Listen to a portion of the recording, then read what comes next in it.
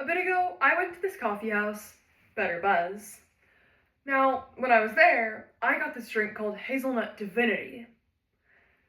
I remember loving it, thinking it was the best drink I'd ever had. Now, for hours, days, even weeks after, it was all I wanted, to the point where I couldn't even enjoy other drinks. After a bit of begging, I had finally convinced my mom to take me back. While there, I ordered the drink. I took a sip. It wasn't horrible, but also not as good as I remembered. I realized that every time I recalled the euphoria of the first sip, I failed to recall the parts that weren't so divine, making it perfect in my head. And these glowing aspects of our lives, void of imperfection, is called nostalgia. It was the idea of the coffee, not what it was, but what I wanted it to be. Carrie Brownstein explains why nostalgia is so addicting. She says, I feel like nostalgia is like a memory without the pain, and it feels kind of good to bask in that, and I think that feeling can be deceptively comforting. Simply put, nostalgia is one of the most powerful emotions, not because it comes in waves, but because it seeps into who we are. And that deceptively comforting feeling needs to be unpacked. So, let's order a tall cup of how when we glorify the past, we alt the future, steam a shot of how big businesses capitalize off of memories instead of offering originality, and finally, brew a pot of how nostalgia promotes selective thinking. Coffee has been said to stunt your growth, and in some ways, nostalgia does too. Unlike coffee though, nostalgia stunts your future. When we glorify the past, we halt what comes after. And the progress we can achieve screeches to a stop because we're unable to let go of what was. 2021 article from Frontiers in Psychology explains how nostalgia skews how we perceive the past. They say that people overestimate the positivity of past experiences and underestimate the value of current ones. So, instead of appreciating how far we've gotten, nostalgia convinces us that we've passed our prime and we'll never be as good as we used to be. With that, we stop growing, stop trying to be better, and finally, stop being hopeful for the future and instead wishing we were back in the past. Coffee is amazing, but sometimes it doesn't always turn out as good as we want it to be. The thing is, if we forget every bad cup, we'll never learn how to make it better. Nostalgia is people forgetting the bad parts of life. And like coffee, this means we are doomed to repeat our mistakes if we let nostalgia run our lives. Nostalgia promotes selective thinking. Nostalgia itself is just the best memories, and when we get hung up on focusing on the happiest parts of our lives, we wire our brain to ignore the negative. Nostalgia filters out the aspects that may not be the best, like how our grandparents always seem to remember how a milkshake was a dime, their favorite restaurant, but not how that same restaurant refused to serve people of color. This is one of the most common types of selective thinking, called cultural nostalgia, where stories and histories focus on the experience of the majority and overlook the minority's point of view. We often hear people talk about the good old days and listen to the sham fun stories from their past, but many negative experiences are ignored based on the sole fact that their voice isn't loud enough to get people to listen, and when it is, nobody cares enough to remember it. To add on, we as humans are created to remember less of the negative memories, like burning your tongue on a cup of coffee instead of remembering how good it tasted when it cooled down.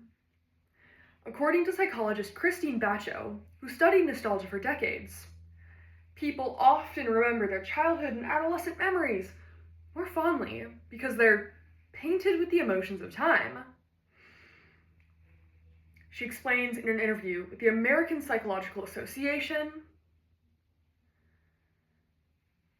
that nostalgia tends to accentuate the positive and diminish the negative. Nostalgia doesn't reflect the past. It reflects what we want the past to be. It edits out the uncomfortable truths and leaves us with a glossy, polished version that we believe in full. With only the knowledge we absorb with nostalgia holding us back, we become lesser versions of ourselves.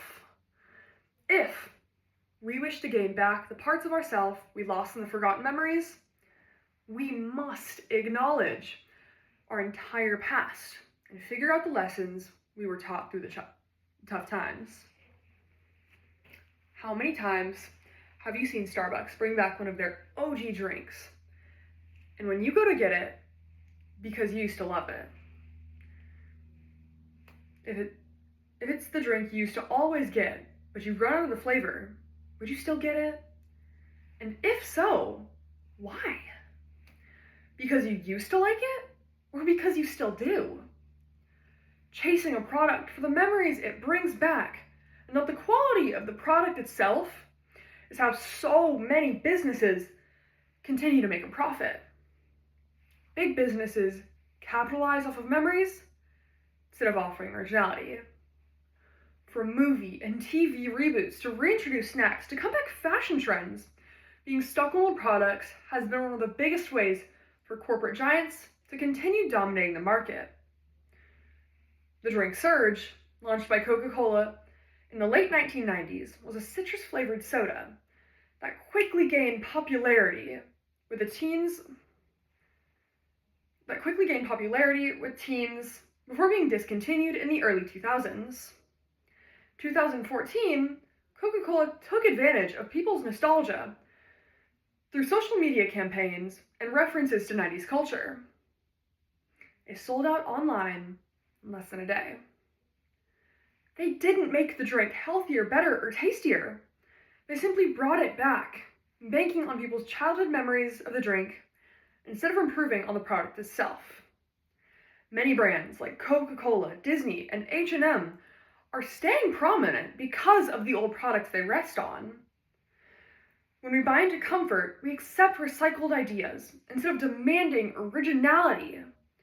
This further grows the weaponization of nostalgia, proving how, when we become comfortable with something, we stay stuck in the times where we remember it best. When brands discover that they can make more cashing in with nostalgia and not originality, they continue to stay stuck on those old products too. If we want to move past this, we must recognize when brands market us memories and not fresh ideas. So, I ask, when you go to buy a product, think twice on why you are purchasing the product itself. Of course, if you need it, get it. But if you're motivated by a lingering memory, a snapshot because you've been brewing one, that calls to another one, decide if the memory ought to exist as is, or if it's time to create a new one. Nostalgia is one of the most powerful emotions, not because it hits us hard, but because it quietly shapes what we buy, what we believe about the past, and who we are. When we glorify the past, we halt the future. When we think selectively, we lose the ability to see the full picture. And when we allow businesses to exploit that, we give up originality for a cheap copy of what was. Nostalgia always makes the past seem sweeter, like my coffee, for example. It makes entire generations remember the good old days that weren't always so good. It makes us crave those small, glowing parts of our history and shun the not-so-bright aspects. But if we want to take in the light and the dark and see the full picture, we must take in everything, because only then are we able to see the entire picture. If we keep chasing a past that never existed, we risk losing a future, or a chance to create a future that actually can. Thank you.